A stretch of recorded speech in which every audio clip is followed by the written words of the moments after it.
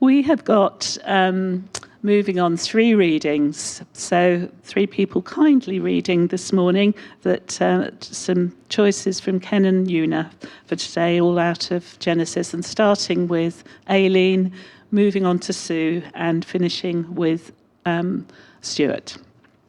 Thank you. A little bit. Now Israel loved Joseph more than any of his other sons, because he had been born to him in his old age, and he made it an ornate robe for him.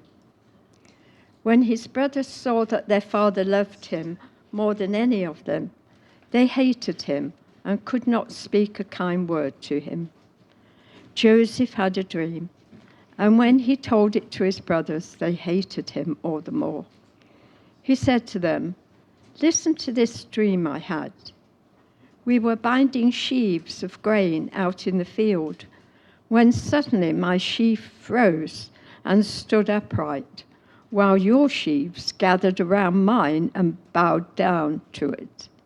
His brothers said to him, "Do you intend to reign over us? Will you actually rule us?" And they hated him all the more because of his dream and what he had said. Genesis 41, verse 56. When the famine had spread over the whole country, Joseph opened all the storehouses and sold grain to the Egyptians, for the famine was severe throughout Egypt. When Jacob learned that there was grain in Egypt, he said to his sons, "Why do you just keep looking at each other?" He continued, "I have heard that there is grain in Egypt. Go down there and buy some for us, so that we may live and not die." Now the famine was still severe in the land. So when they had eaten all the grain they had bought from Egypt, their father said to them, "Go back and buy us a little more food." So they went up out of Egypt and came to their father Jacob in the land of Canaan. They told him, "Joseph is alive. In fact, he is ruler of all Egypt." Jacob was stunned. He did not believe them, and when they told him everything, Joseph said to them, and when he saw the carts Joseph had sent to carry him back, the spirit of their father Jacob revived, and Israel said, "I'm convinced my son Joseph is alive. I will go and see him before I die."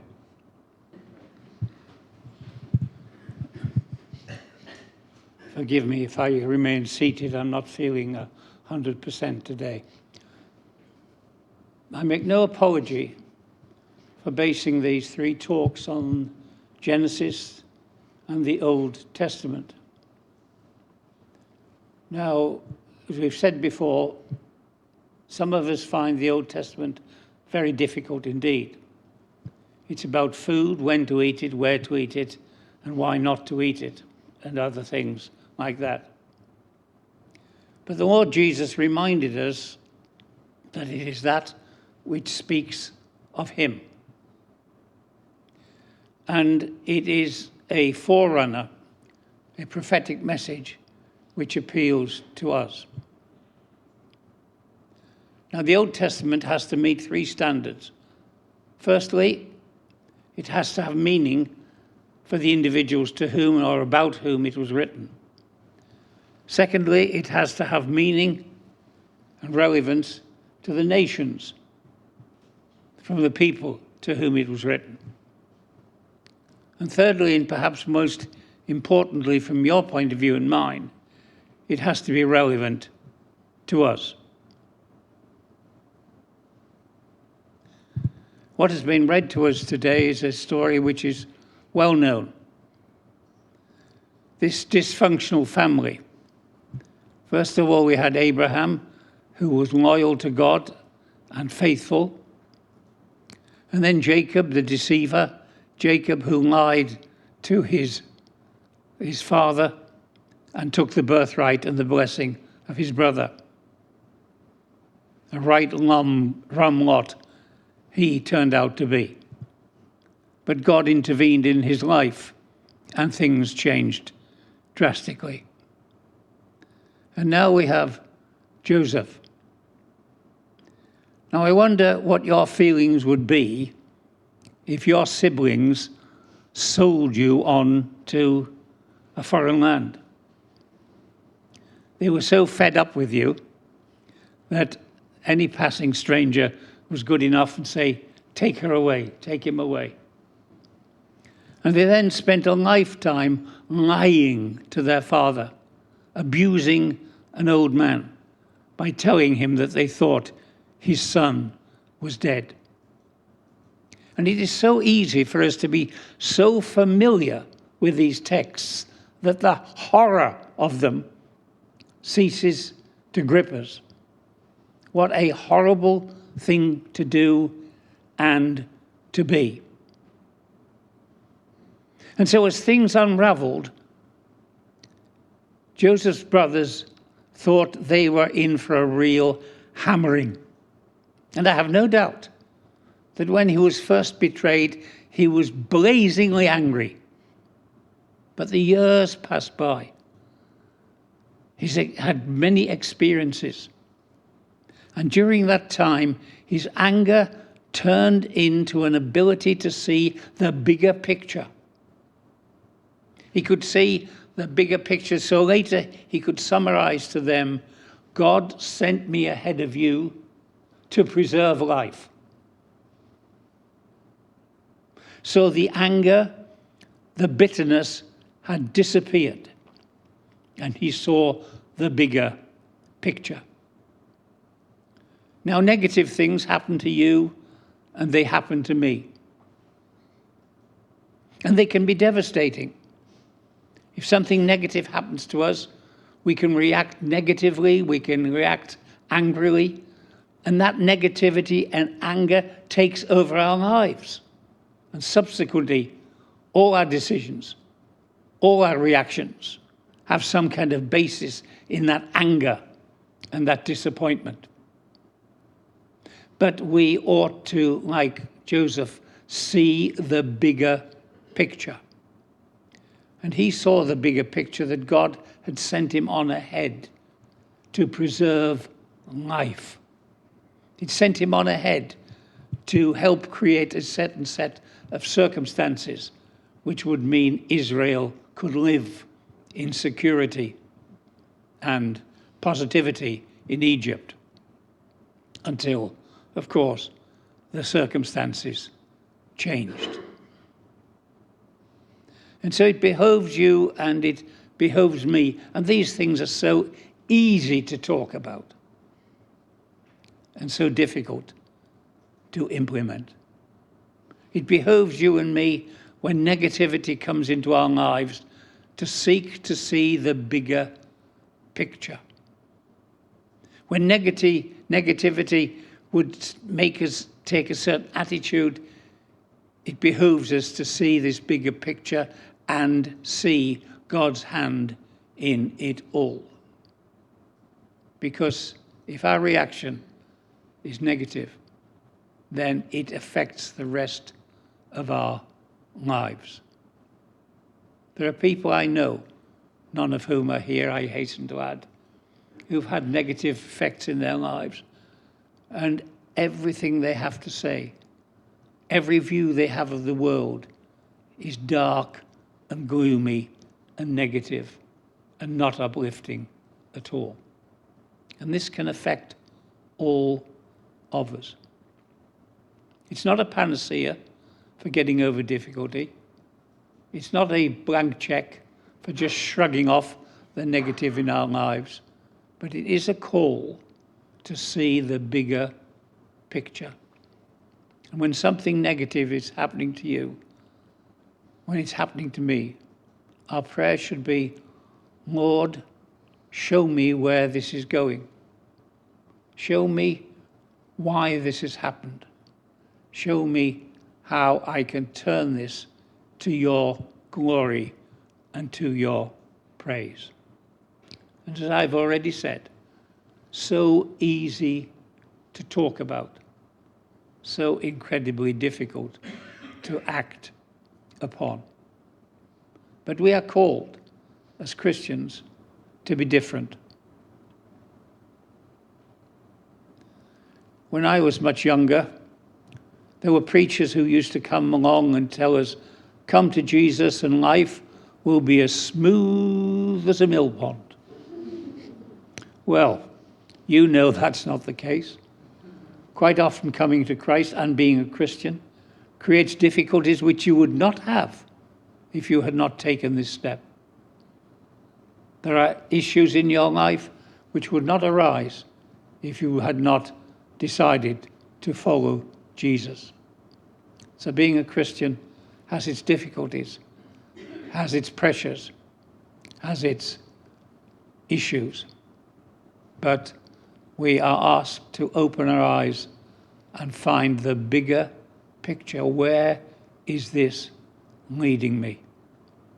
So I've also known people in my life who have had these negative experiences and yet have turned it into a bigger view of life, to a more supportive view of life. I've known people who suffered greatly and yet they have become the warmest, sweetest, most supportive people that you could ever wish to meet or to fellowship with. So the challenge comes to you and it comes to me. How then will we react? I was sent ahead of you to preserve life. Joseph came to realize from all his experiences, from being blazingly angry as a young man, to the fact, as he saw the big picture, that if this had not happened to him, if his brothers had not sold him down to Egypt, then this preparation for the safety of his father and his people and his nation would never have occurred. So we sometimes sing, "Open my eyes, Lord, that I might see Jesus." But open mine eyes, Lord, that I might also see the world. Open mine eyes, Lord, that I might also see the circumstances in which I am placed. Open my eyes, Lord, to what the possibilities are. And the challenge is enormous. Caving in, becoming negative, becoming somebody who hasn't a cheerful, positive word to say to anybody about anything is so easy.